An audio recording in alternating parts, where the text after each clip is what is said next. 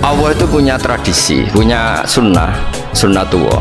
Kebaikan ya dihitung, kejelekan juga dihitung. Artinya gini, dalam kebaikan saja ada kebaikan yang ditinggalkan. Nah, makanya manusia itu ketika baik pun disuruh istighfar, apalagi ketika salah. Nabi yaqumu lailatan yuraddidu hadil ayat. Nabi pernah sholat 1 rakaat hanya ngulang 1 ayat.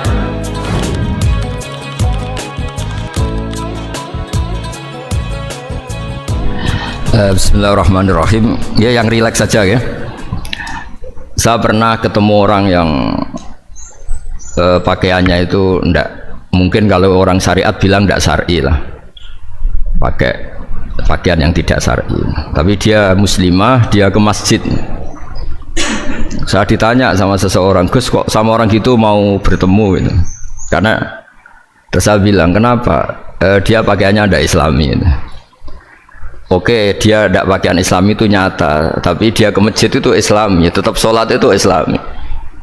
Ketika dia ingin sholat dan tetap sholatnya pakai takbir, pakai rukuk, pakai sujud itu Islami. Wong setelah di masjid ya pakai mukena, pakai. Kalau sama-sama nyata, Anda kan boleh ngingat sama-sama yang fakta. Gitu. Dia punya kesalahan dalam berpakaian, dia punya kebenaran dalam sujud, dalam rukuk, dalam ibadah. Dan itu tradisi Quran. Quran ya cerita faman ya'mal mithqala dzarratin khairan yarah wa may ya'mal mithqala dzarratin syarran yarah. Apa susahnya sih ingat dua sisi itu? Sama bernegara atau bertetangga, kita bayangkan jangan bernegara dulu, terlalu luas, bertetangga saja ukuran. Karena nanti sama, bernegara sama bertetangga itu hadisnya sama. Kita di kampung itu ya ada masjid dan orang-orang yang nggak sholat juga nyumbang masjid. Bahkan ada yang nyumbang masjid banyak terus tidak sholat karena keramik saya sudah sholat katanya. Saya pernah ketemu orang model gitu itu ya ada. Jadi tapi ada juga yang sholat terus tapi nggak pernah nyumbang masjid. Ya orang banyak. Intinya itu Allah itu punya tradisi, punya sunnah tua. Kebaikan ya dihitung, kejelekan juga dihitung. Dulu ketika Rasulullah SAW hidup bersama komunitas yang majmu', itu sebetulnya permintaannya Nabi, jangan halangi kami saat mau beribadah. Dulu sampai perang karena mereka menghalangi. Sebenarnya problem mereka wa yasudduna an sabilillah, menghalangi. Sebenarnya kalau dulu saling toleransi ya gak ada masalah. Artinya ketika Anda ingin sholat di Indonesia agak dihalangi, ingin pengajian agak dihalangi, sebenarnya ini nggak ada masalah. Ya, soal ada kebaikan, ada keburukan, ya mulai Nabi Adam sampai sekarang sampai kiamat. Ya.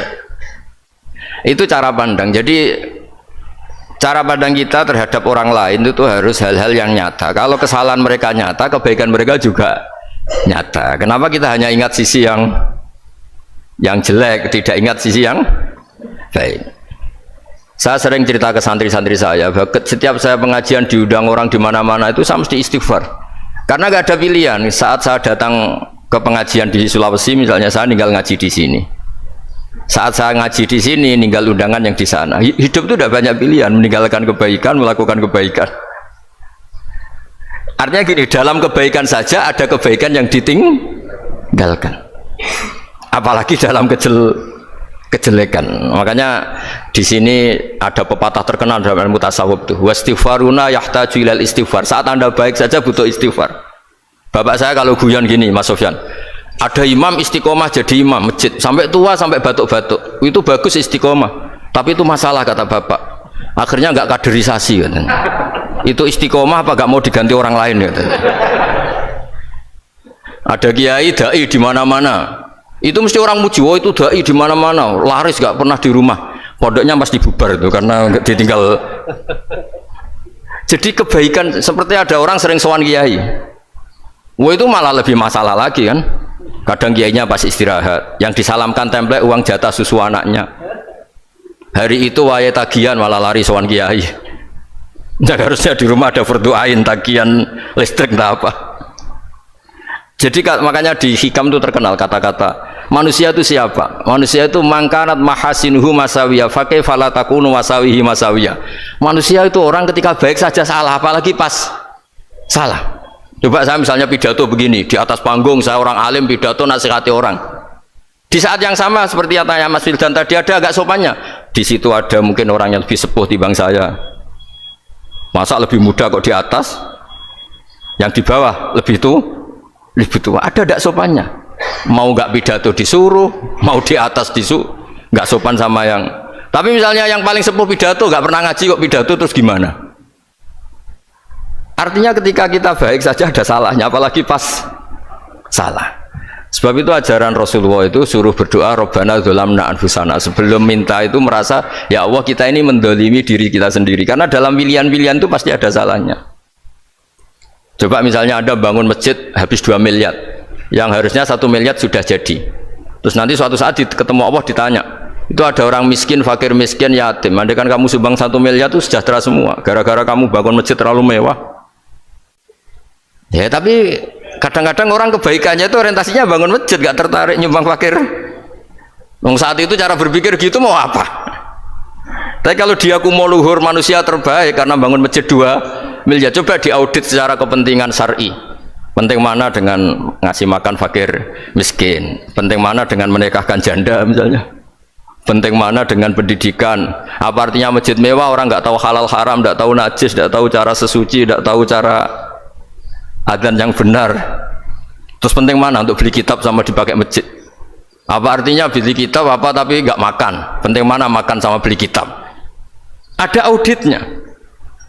Makanya manusia itu ketika baik pun disuruh istighfar, apalagi ketika salah. Nah dengan perasaan seperti itu kebencian pada orang lain luluh karena potensi baik pada orang lain ternyata tinggi dan potensi salah ke kita juga tinggi. Nah dilatih gitu. Jadi di Ihya itu ada kitab tawaduk. Kitab tawaduk itu dilatih ketemu orang tua. Huwa aksaru ibadatan, dia mesti ibadahnya lebih banyak karena lebih tua timbang saya, pasti sholatnya lebih lama timbang saya. Ketika Anda sudah tua melihat anak-anak, huwa aqallu minni maksiatan, mesti maksiatnya tidak banyak karena masih kecil. Terus ketika melihat orang fasik maksiat, la'alla wa yatubu alaih fa innahu tawwabur rahim, mungkin Allah memberi tobat, bisa saja. Umar itu ingin bunuh Nabi, tapi Allah memberi tobat. Yang sowan kiai saja tidak mesti dapat tobat. Umar ingin bunuh Nabi, tapi Allah memberi tobat. Akhirnya ya tobat jadi Islam yang baik. Dalam sejarah Wali Songo, Kalijogo sowan Sunan Bonang itu ingin garong, tapi malah jadi muridnya jadi wali. Kalau Allah sudah menghendaki tidak ada ya. Perang Uhud orang Islam kalah itu karena panglimanya siapa? Khalid bin Walid. Tapi dia malah yang dapat hidayah. Nah sama orang yang sekarang Anda benci bisa saja Allah merencanakan ada apa? Hidayah di situ. Dan kita yang merasa benar jangan saja ada rencana Allah bikin kita su'ul khotimah, naudzubillah min dzalik, kan tidak pernah tahu. Nah, dari tidak pernah tahu itu orang diusahakan tawaduk. Wa ma adri ma yuf'alu bi wala bikum, kita tidak pernah tahu. Makanya meskipun saya ini kiai terus kata orang banyak itu ketop, kalau istighfar ya nangis betul ya. Coba kan nggak perlu di depan umum, nanti ada penampilan kan ribet kan nanti. Sudah nangis gak ikhlas kan gak mutu ya gitu ya. Yang Mas Wildan tadi apa pertanyaannya diulang selain masalah akhlak tadi? Tentang bagaimana cara kita bersaudara tanpa memandang kepentingan duniawi. Nah, ya makanya tadi saya bilang bernegara itu pakai hadis. Misalnya Nabi pernah ngendikan kamu itu punya 3 tetangga, yang satu punya 3 hak, yaitu dia tetangga kamu, dia seagama kamu, dia sesaudara kamu. Jadi ada 3 hubungan, seagama, sesaudara, dan tadi apa? Dia tetangga kamu, dia seagama dengan kamu, dia masih kerabat kamu. Terus ada tetangga yang punya 2 hak, yaitu dia tetanggamu, seagama dengan kamu, tapi tidak sekeluarga dengan kamu. Terus ada tetangga yang punya 1 hak, dia ada keluarga kamu, dia ada seagama dengan kamu, tapi tetap punya hak karena itu tetangga kamu. Dan itu kata Nabi semuanya berhak kamu baikin karena ada hakul jar. Makanya dulu doa ada bil kubri itu ceritanya sederhana. Ada seorang perempuan Yahudiyah sowan Sayyidah Aisyah. Kalau sowan ya dikasih uang sama Sayyidah Aisyah, padahal Yahudiyah. Ketika dikasih uang, terus si Yahudiyah tadi, semoga engkau diselamatkan dari siksa kubur. Zaman itu Sayyidah Aisyah belum dengar hadis tentang siksa kubur. Setelah Rasulullah datang, saya tadi diminta didoain, ya saya terima karena saya nggak percaya. Terus Nabi ngendikan itu benar adanya siksa kubur. Ketika komunitas Yahudi di Madinah itu puasa Asyura, Nabi coba tanyakan mereka, kenapa puasa Asyura? Padahal orang Yahudi. Oh, terus setelah ditanya, yaumun najjawahu fihi Musa, itu hari di mana Allah menyelamatkan Nabi Musa, kata orang Yahudi. Terus kata Rasulullah, nahnu ahaqqu bi Musa, saya juga berhak menghormati Musa. Kemudian Nabi puasa. Suatu saat lagi ada orang Yahudi datang, ya Rasulullah, ya Muhammad, manggilnya ya Abul Qasim karena orang Yahudi. Ya Abul Qasim, nanti nasib langit bumi ini di mana? Manusia yang sudah mati-mati di mana ketika bumi dihancurkan? Mayat-mayat yang sudah di kuburan di mana? Terus orang Yahudi tadi bilang, inna woha wadu as-samawati ala dzih wal arodina ala dzih. Soalnya Allah itu bisa saja mengelola langit bumi yang sudah hancur gini-gini. Nabi itu tertawa-tawa. Dalam sebuah riwayat disebut hatta badat nawajidu, tertawanya Nabi itu lepas sampai giginya kelihatan. Kata rawinya tasdiqan liqaulil khabri, karena Nabi membenarkan orang Yahudi tadi. Jadi intinya dalam banyak hal itu ya dicari kesamaan. Makanya kalau interaksi dengan kelompok lain, kata Nabi, la tusaddiquhum wa la tukadzibuhum. Kamu jangan mengiyakan, juga jangan menolak. Kamu tolak jangan-jangan pas yang sama dengan ajaran kita. Kamu benarkan jangan-jangan yang tidak sama. Ya sudah, kalau nggak sependapat ya jangan ngambil sikap. Nah, itu juga yang dipraktekkan Rasulullah SAW. Nabi yaqumu lailatan yuraddidu hadil ayat. Nabi pernah sholat 1 rakaat hanya ngulang 1 ayat. Itu aja gak selesai. Yaitu ngulang-ngulang ayat. Fa'aqulu kama qalal abdus sholeh in tu'adzibhum fa innahum ibaduk wa in taghfir lahum fa innaka antal azizul hakim. Pun Gusti kula nyerah. Semua ini hamba jenengan, monggo jenengan napakno sing duwe jenengan. Intinya itu ini wilayah jenengan, ndak wilayah saya. Nah, kadang-kadang kita sebagai manusia itu jumawa seakan-akan itu wilayah kita. Kita nyiksa terserah kita, mengampuni ya terserah kita. Padahal tidak milik kita. Dunia ini milik Allah Subhanahu wa Ta'ala. Makanya yang terakhir saya ijazahkan, ijazah bapak. Bapak saya itu orang hafal Quran, alim tapi lucu, senengannya guyon. Kalau ngajarkan saya tauhid, tasawuf itu gampang. Hak, kamu punya tetangga, punya Innova. Terus kamu berpikir, kamu miskin berpikir, itu pajaknya aja berapa? Kalau apa itu bannya sudah halus itu gantinya kayak apa, kalau rusak kayak apa. Terus kata bapak, orang melok duwe kok mikir, udah ikut punya kok mikir.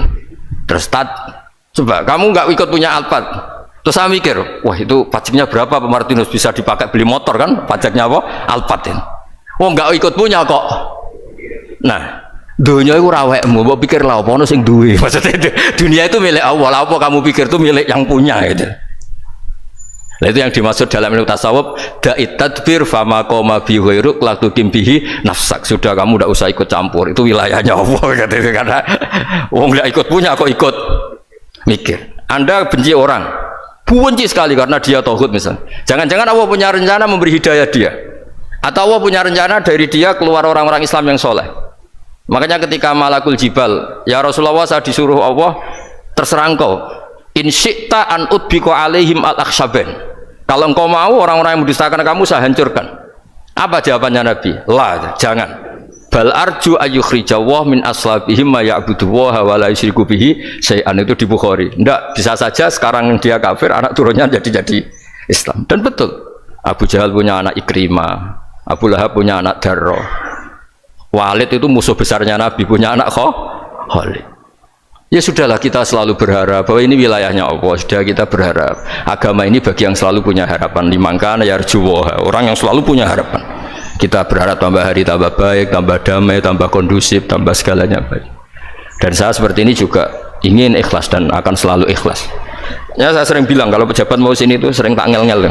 Saya ini sudah ingin Indonesia itu baik itu tanpa diminta. Kalau diminta itu malah seakan-akan saya belum melakukan. Ini kan sudah saya lakukan kok baru minta. Karena ini wilayah kita semua, artinya ingin baik itu keinginan kita semua, status kita.